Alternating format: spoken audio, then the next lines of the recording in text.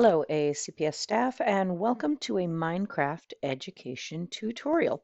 In this tutorial, we're going to go over how to access the built-in tutorials that Minecraft has for students and teachers to get more comfortable with gameplay. So here we are in Minecraft, and I'm going to go ahead and select the play button here at the top.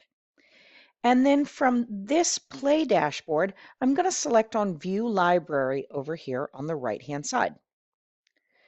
And it is the bottom option on the right over here that says how to play that contains the tutorials inside of Minecraft. So once you select on that, you'll notice you have three options. There's Start Here Keyboard, Start Here Touch, and additional tutorials. Let's begin with the two Start Here options. The first option, Start Here Keyboard, you'll notice has a small icon in the bottom left-hand corner that looks like a keyboard and a mouse. These tutorials are great for anyone who's going to learn how to play on a device where they will be navigating with both a keyboard and a mouse. So we'll start with those as that's most common. I'm going to select on this, and then you'll see we have a total of 6 tutorials in here. Movement, place and break, interact, camera and portfolio, chalkboards, and NPC. I always recommend that teachers and students do at least the first 4.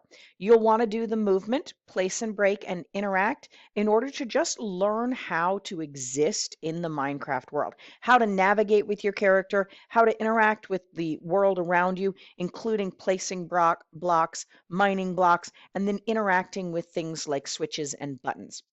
The camera and portfolio are also a great addition if you're going to ask students to turn in any sort of artifacts other than their entire build. You can have them take a picture with the built-in camera in Minecraft and then download or export their portfolio to PDF and turn that into you.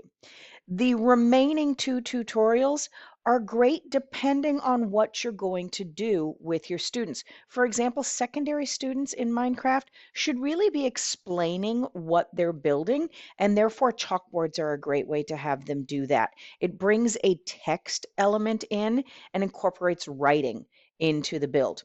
NPCs can often guide students through an experience. When they click on an NPC, text is given to tell the students what they're supposed to do next, where they're supposed to go, how they're supposed to engage, and so on. Students will oftentimes add NPCs to their build in order to explain. So again, depending on what you're asking students to do, you might have them go through those 2 tutorials as well. Let's go ahead and back up out of the Start Here keyboard, and let's turn our attention to this second one.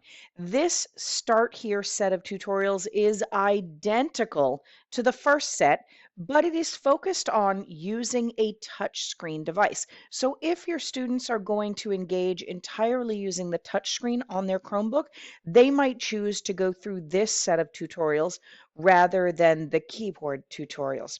Exactly the same tutorials. You'll notice those same 4 at the top, followed by additional 2 that you may choose to have them do, but everything in this is going to be based on using a touch screen rather than your keyboard and mouse. Let's back up one more time. And let's take a look at what's in additional tutorials. So one of the ones that I often recommend after someone goes through the basics, try the Build a Simple House.